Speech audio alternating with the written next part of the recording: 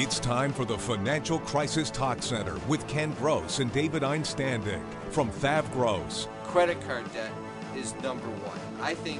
I view it as financial cancer. 40% of your gross income is going to just pay the debt service. You got no chance of getting out. I would give up my credit score to get rid of debt. Here's your host, Ken Gross. Good morning. Welcome to the Financial Crisis Talk Center. It's a lovely day outside, and it's time to deal with issues in financial crisis. Today, well, good morning first. Good morning, Brian. Nice to see you. Good morning, Ken. How are you this morning? I'm fine, thank you. David? Why do I have this nagging? I feel like Stevie Wonder, Ray Charles, Al, your dad. My dad doesn't. He doesn't see very well. How does my dad fit in with Stevie Wonder and Ray Charles? He doesn't see. My dad doesn't sing very well. He doesn't see well. Okay. You look like you need a cane. Oh, you're talking about the clip-ons, the glasses, the sunglasses. Yes. Well, I just thought, because the show's on TV too, we should try and create a look and an image. You have sunglasses, you have a teal shirt, and citrus hair. You got to do the hair thing, huh? Well, it's the third week. Is it? What is it? Brian likes to turn the lights up. Yeah. So it's hey, and I thought, what's going on? I just wanted to get your reaction to that. That's all. You know what? I liked it. You know how when you go to the eye doctor and he says one or two. I think I like one better. No, I like one better. Hey, don't quit your day job. Less is more. When I don't want to get sidetracked, but when you're doing the eye doctor thing and they're saying which is better, one or two, do you try and answer as fast as you can, like you're real authoritative and decisive when you're doing that? You want to know what I did last time? I feel challenged, and I try and rattle out the answers, and then I'll go, no, wait, one. No, two. I'm friends with my eye doctor, and I just had an eye exam not too long ago, and I was messing with him, and I kept saying, "Can I see one again?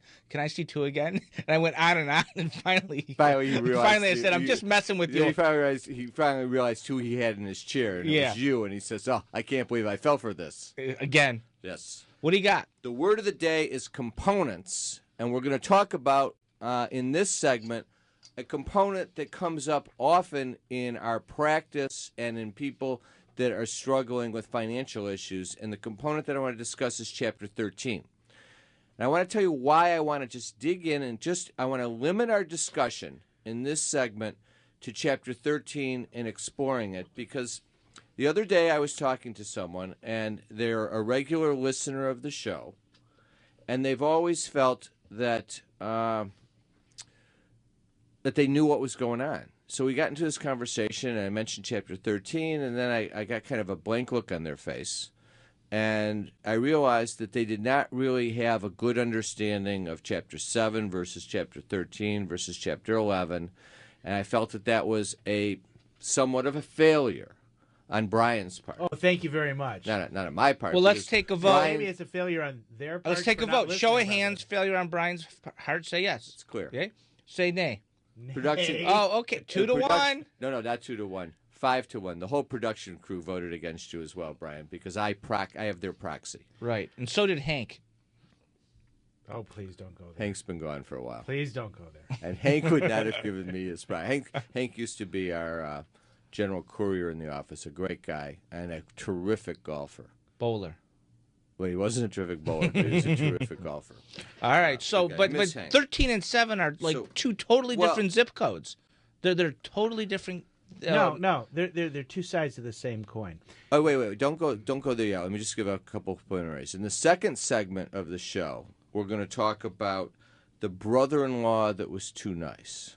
I just want to throw that out there, and we'll get into that later. It's going to be a case study about the brother-in-law. Oh, I have an ex-brother-in-law that was wonderful.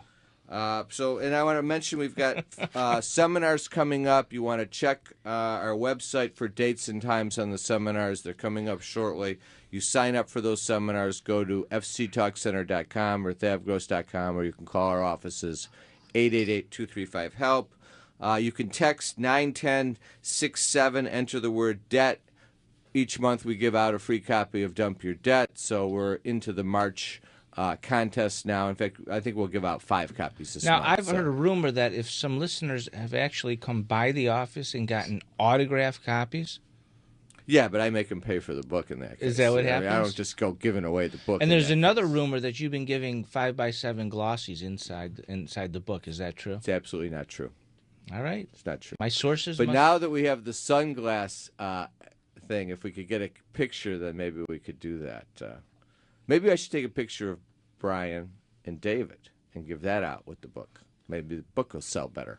Absolutely. There's no doubt that it would sell a lot better. We'll have to think about that. Gift certificate sponsors, Johnny Pomodoro's Garden Fresh Gourmet. Appreciate the sponsorship. Now let's talk about Chapter 13.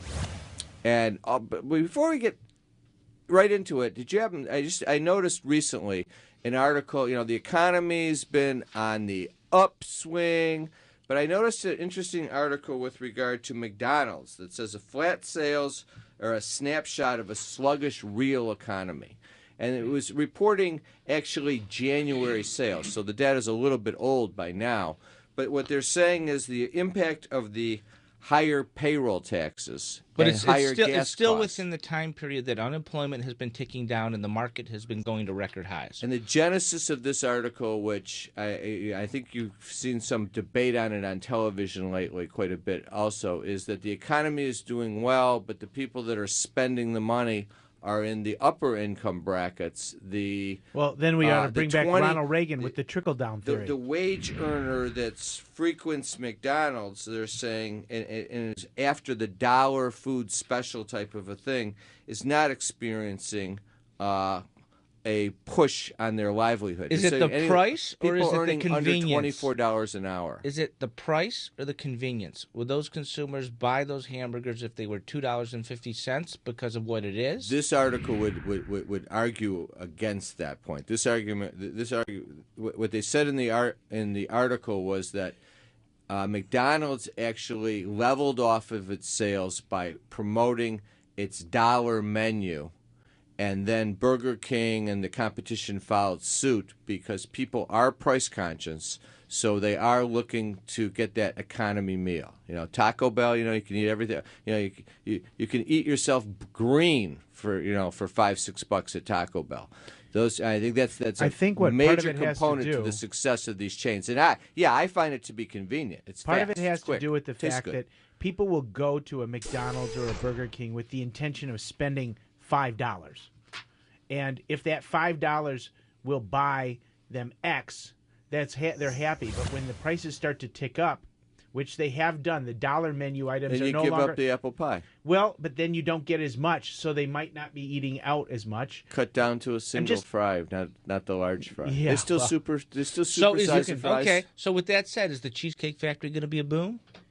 Coming to Taubman's Mall in Novi? There was recently an article interviewing the CEO in Cranes I read it. that I read a while ago, and he said it was actually his second choice. Troy was choice number one, but they ended up when they were going to go where P.F. Chang's was, but it wasn't a big enough size. But they're very excited about going out to Novi. They identify high income areas, and Troy and Novi have the right demographic of income to support the restaurant. Now, Cheesecake will be very successful, I believe. All right, I 13. agree. Chapter 13. So, Brian, this is your day to shine because you're the How do they expert. pick 13? It's an unlucky number. Yeah, Can it ever be lucky? What is Chapter 13? And then follow it up with a specific answer to David's question. Why did they pick that number? Okay, well, let's start off with... You have to look at what is bankruptcy. Let's go way back. Way back in time. we going to the Wayback Machine? We're going to the Wayback Machine. All right. Oh, too bad we don't have like a So soundtrack. let's start off with what is bankruptcy. And it way stems back. from Latin, which is from the words bancus ruptus, which means broken bench. And what it would do is if you were a lender in Roman times, when you were out of money and you couldn't lend anymore, they would come through and break your bench or break your table so you were no longer eligible to lend money. Is the ruptus the table? Yes. You sure? Was it Formica? Bankrutpcy. You think it's something, a part of your anatomy might be the ruptus? It's not Bankus you know, What's wrong with you? We'll have to talk about it and what real bankruptcy is about when we come back. No, we're not ready to go yet. Oh, no. Stay on that point. What do you think? I think I threw you for a loop there. We're going to take a break. When we come back, we are going to dig into Chapter 13. No one ever thinks that a serious injury can happen to them, but it can, and it does. And it can happen to you. And when it does, you need a fighter in that courtroom for you. Call me, Ben Johnson. Automobile accident, police misconduct, medical malpractice, product liability. You know what you're up against, how hard it is to get answers. When all you want is justice, call me, Ben Johnson. Whatever your legal crisis, I will fight for you. Call me today. Do you have tax problems, unfiled returns, facing levies on wages in your property? You need an expert, not a cartoon character or salesman. Thav Gross is your solution. You need to look at the big picture. That's what we do. We develop a plan that's right for you. I had major tax problems. I didn't know what to do. We did. We sat down together and solved your tax problem. No more letters, no more phone calls. They saved me. Call Thav Gross, 888-235-HELP. Don't let legal problems destroy your family or your life. Get the justice you deserve. I'm Sabrina Cronin of the Cronin Law Firm, and I'm here to make things right. My firm handles family law, business law, and even criminal law. We can handle all of your legal needs. So whatever you're facing, I'm here to get you justice. You can't afford not to call. Call 855-CRONIN-LAW today. Going from hourly to salary seemed like a good career move, but now you're working 60 hours a week instead of 40, and you aren't getting paid any of that extra time. You're stuck, right? Wrong. You can be on salary and still be entitled to overtime. If you've been wrongly denied such pay, you may be entitled to that and more. Gold Star Law is here to help you through your employment law problem, whatever it is. Gold Star Law, protecting employees' rights. Call 1-800-WAGES-10 for a free consultation today. Welcome back. And Brian Small, because this is what we're talking about right now, is Chapter 13. So, what is Chapter 13? Well, first I got to correct myself from earlier.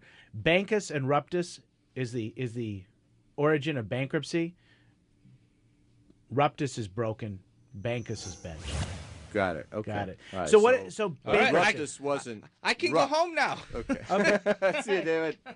Bankruptcy. Okay, let's start off with modern bankruptcy in the United States. Comes from 1933, 1934, after the Depression, and the current bankruptcy code in its modern form, which has been amended multiple times since then, really came into place in 1978, where we have the current Chapter 7, Chapter 11, Chapter 12, and Chapter 13. All right, now tell me, what is Chapter 13? Chapter 13 is structured reorganization over time, where you repay, due to your ability to pay, some or all of your creditors over 3 to 5 years. All right, so now how is that different than when we talk about Chapter 7? So that we put it in perspective. And I don't want to spend a lot of time on 7. Chapter 7 is your 13. traditional form of bankruptcy that most people are aware of. Debt elimination. Wipe out debt, get a fresh start. You're allowed to keep certain things, and you move on with your life, having drawn a line in the sand and putting your debts behind you. All right, now let me just ask you a simple question. If I'm in financial trouble and I have a choice between just discharging my debts and getting rid of them versus having a structured reorganization where I have to pay back some over 3 to 5 years, wouldn't I prefer to just get rid of them? Not and necessarily. Wouldn't that be a Chapter 7? No, not necessarily.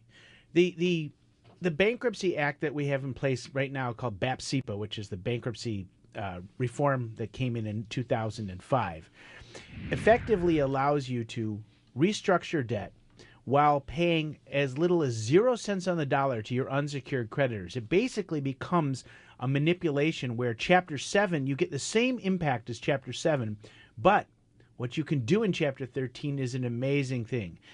Let's say you've fallen behind on your house, and the mortgage company's saying to you, knock, knock, knock, we want our money now. And you say, but I don't have the $10,000 I've fallen behind, but I want to keep my house. You mean falling behind, I've missed payments. Right. Gotcha. So if you file a Chapter 7, you can discharge your obligation and walk away from the house. But if you are intent on staying in your house, then in order to do that, you need to have some mechanism to reorganize and restructure your debt. The bank gets forced to accept repayments in Chapter 13. And instead of having to write a check immediately with money you don't have, you can spread out what you've fallen behind on over as long as 5 years. Right, so 13 allows me to catch up on a house that I've fallen behind on payments. Absolutely. So, Brian, would it be fair to say then, when you're looking at a 13 compared to a 7, as far as the timing, a 7, depending upon the facts, depending upon if you're behind on your mortgage, and depending upon the desires of the clients, a 7, if it's available, could be a quicker method to get a fresh start, or a 13 could enable somebody to stay in a house if it makes sense and if they desire to, and it just gives them an opportunity over a period of time, up to 5 years, to accomplish that fresh start. So it all depends as to what the particular client family desires and facts are. Is that fair? Partially true. And part of it isn't just necessarily even dealing with houses. Some people, I know this is going to shock you in the state of Michigan, but some people make too much money to file Chapter 7 bankruptcy. Well, how much is too much money? Well, I mean, if you're making $300,000, I would assume you can't file Chapter 7 bankruptcy. One of the problems with the bankruptcy reforms that passed in 2005 is it impacted the middle class, and it forced people who were making $180,000, $100,000, $180,000 in that range, that they could have at some point filed a Chapter 7 under the Act prior to 2005, are now forced into repaying debt in Chapter 13 if they want to restructure themselves, is that or if they want to avail themselves of the bankruptcy is that laws. In part because of the whole thing with the means test that you talk about? Yes, absolutely. When the means test sets up a bunch of standards that you have to apply to your income. And income minus these allowed expenses, not necessarily your real expenses, minus these allowed expenses, says if you have a positive disposable income at the end of the day, after you've taken your income and subtracted your expenses, these allowed expenses, if there's a number there that's positive and it's greater than approximately, I want to say, $167 a month, you have to repay your creditors something. Then you couldn't do a 7, but you could do a 13. I'm sorry. And the theory is because under that complex formula that we figure out, you'll find out if you have the means to qualify for a 13, and if you do have those means, then the law says you have to do a 13. Yeah, but there are exceptions. Yes, I would love to tell you that that's actually what it really means, but what it means no pun intended. Is that it's what Congress thinks you have the means for. Yeah, and I always think of the means test. It says you have the means to pay something back, therefore you don't get the benefits of a Chapter 7 discharge. That's the rationale behind the name of it. I will tell you that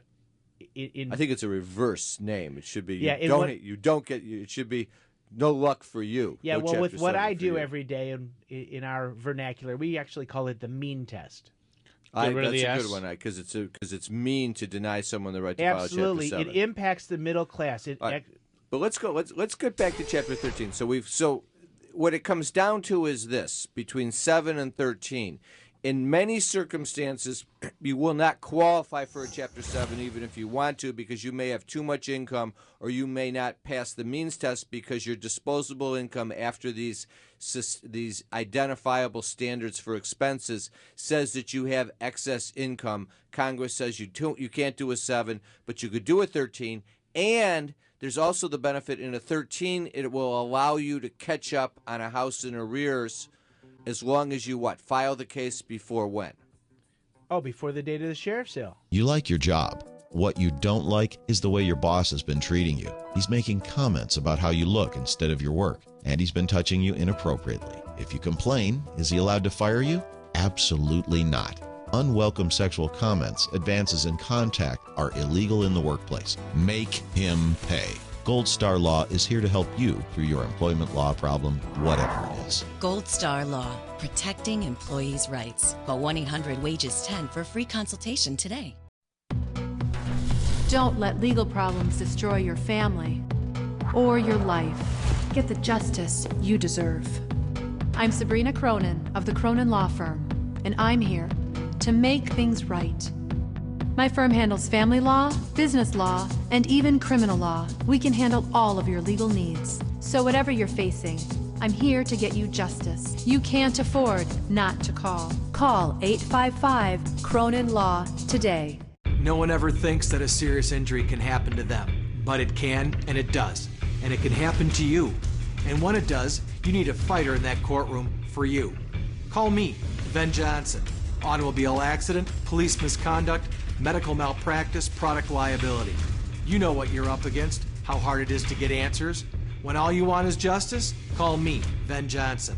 Whatever your legal crisis, I will fight for you. Call me today. Right, so I want to thank our sponsors, Sabrina Cronin Law Firm, Gold Star Law, Ben Johnson Law. We really appreciate the support on the show. Great lawyers dealing with the issues they do. Sabrina Cronin Law Firm, great criminal law, criminal law, family law. Ben Johnson, personal injury law, and Gold Star Law, employment law. Great lawyers. We really appreciate the support. Now, Brian, we took a break. You said to me, you wanted to mention a couple things that 13 also helps you with. Okay, What well, are those? let's say you owe the IRS money, and let's say you owe student loans. The student loans don't go away, but Chapter 13 will allow you to even pay them nothing for 5 years while you're getting yourself financially sound again, so that you can then go into a reorganize, or you can set up a payment agreement with your student loan lender down the road. The bottom line is that Chapter 13, not only does it eliminate unsecured debt, restructure your secured debt that you're behind, secured debt being a mortgage or something that has a lien on your house or a lien on your car.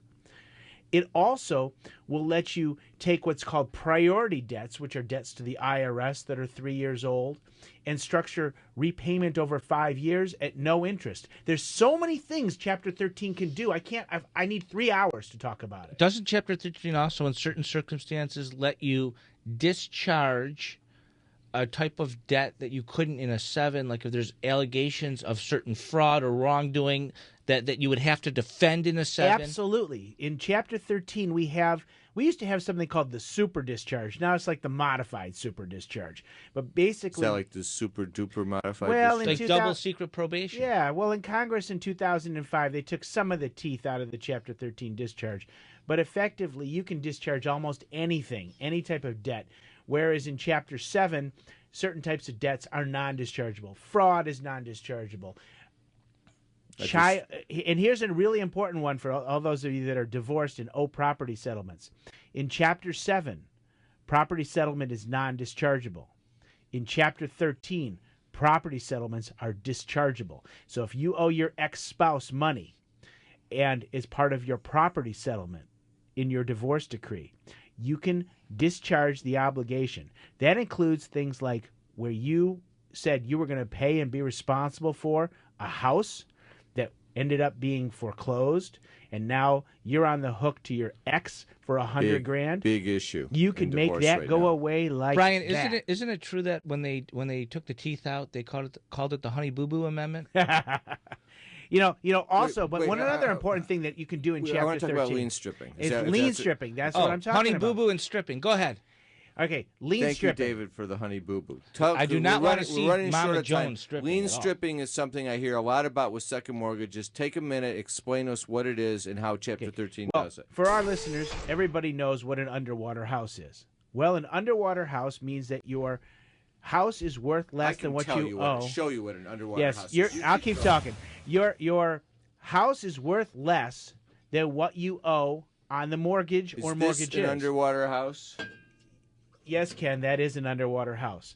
But for our listeners, the real underwater house is when you owe more on your house than it's worth. Okay. Now, if you owe more on your house, on your primary mortgage, than it's worth. House is worth $200,000. First mortgage is $220,000. Second mortgage is $30,000. So what we can do, perfect. That means that the second mortgage of $30,000 attaches to nothing. There's no equity supporting that loan.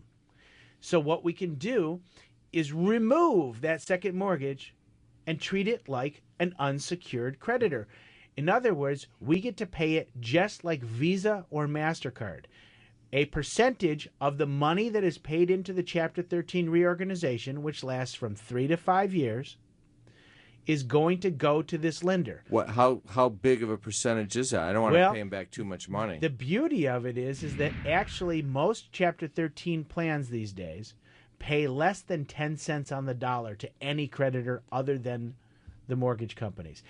When in 2005, the credit card companies, MBNA and all these other companies spent millions, hundreds of millions of dollars promoting the new bankruptcy code so it would be more difficult for everybody to get a discharge, and they shot themselves in the foot. Brian, you know Brian, how much I love banks. What mistake did they make to do that? Well, what happens is now they get zero.